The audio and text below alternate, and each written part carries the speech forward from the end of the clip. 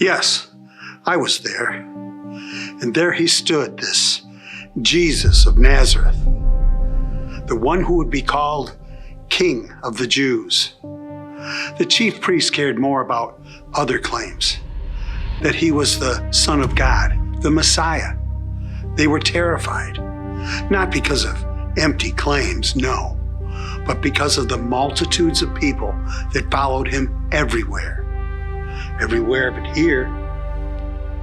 Here he stood alone with Pilate, who interrogated him. But to Pilate, he offered no defense. It is a custom that Pilate would release a prisoner for the Passover, but surely they wouldn't ask for his release. Then I heard Pilate speaking over the crowd. "Do you want me to release this King of the Jews or Barabbas?"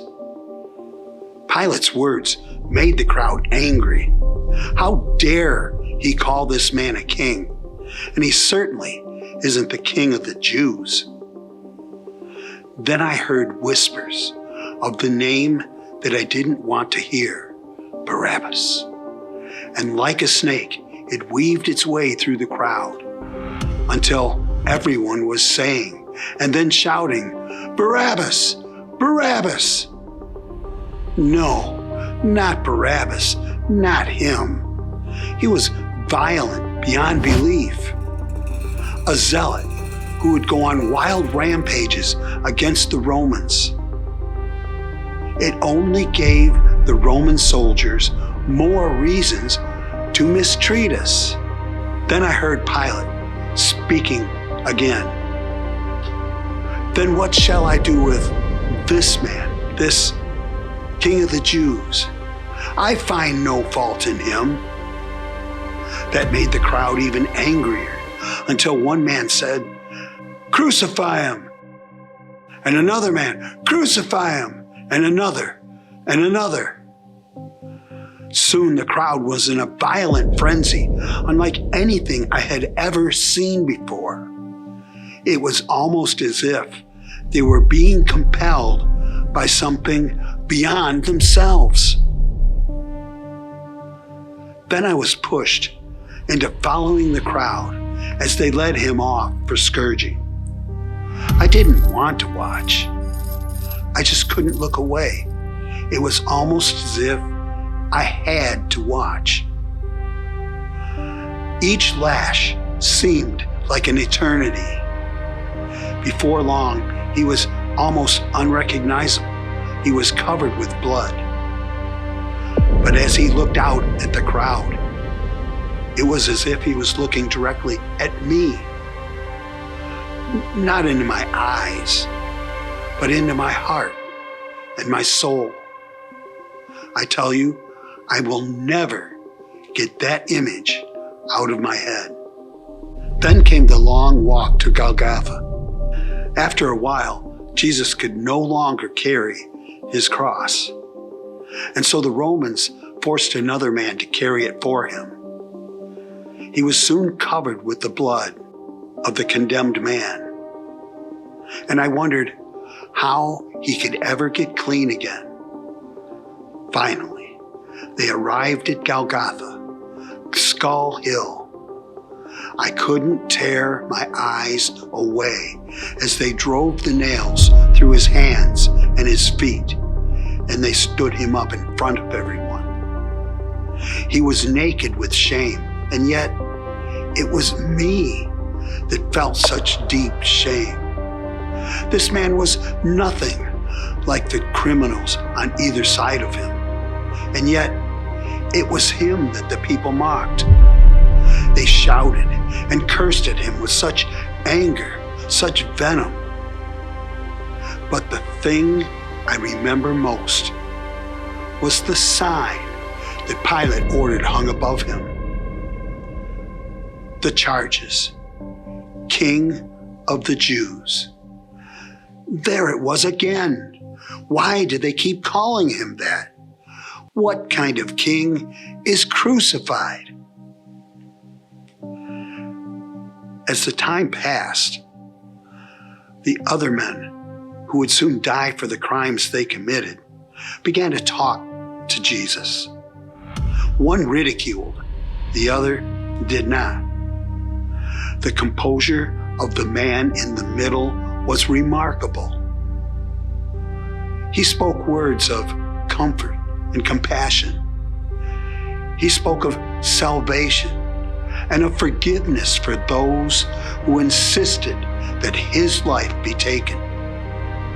Soon, his breaths became labored as the work of crucifixion began to take its toll. Then he cried out, "Father, forgive them, for they know not what they have done." "Not my will, Father, but yours. Into your hands I commit my spirit."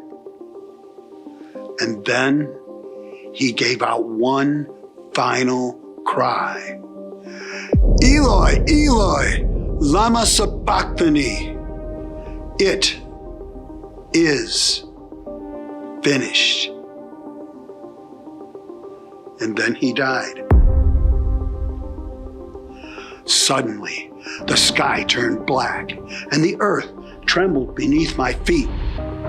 Graves opened up, and the curtain in the temple that separates the people from the Holy of Holies ripped from top to bottom. Never before that day or since have I felt anything like the power of that moment on my soul. And then I heard something that come from the strangest place. It was the captain of the Roman guard who said, "Surely this man is the Son of God." And you know, I do believe it is true. A short time later, a man named Joseph from Arimathea arrived with some helpers. As Joseph spoke to the Romans, the others began the task of lowering him from the cross and taking him away for burial. I was amazed when the Roman soldiers accompanied them. Curious, I discreetly followed and then secretly watched as they prepared his body for burial and then placed him in Joseph's tomb. And then, only with the help of the Roman soldiers, they permanently sealed the tomb with a huge stone. Once complete, they left him there. But strangely enough, he was not alone, as two of the Roman soldiers stayed behind to guard the tomb. Certainly, there was more to this man than I ever could have known. Then, on the morning of the third day after his death and burial, I was up early in the crowded streets of Jerusalem as the Passover festival would soon begin to wind down. Suddenly, there was a great disturbance. A woman, frantically running through the streets, started pounding on the door of a dwelling, and then she excitedly exclaimed that this Jesus of Nazareth was alive, that he had risen from the dead, and that she had seen him. Again, I followed as two men run from the dwelling out to the tomb, only to find that the Roman soldiers were gone. The stone had been rolled away, and that the tomb was empty. And as all of the thoughts of all of the events, the sights, that sign whirled around in my head, it all suddenly became so clear to me that this Jesus of Nazareth was so much more than just an earthly king, but that he is the Christ, the heavenly King of Kings, and he died for you and me.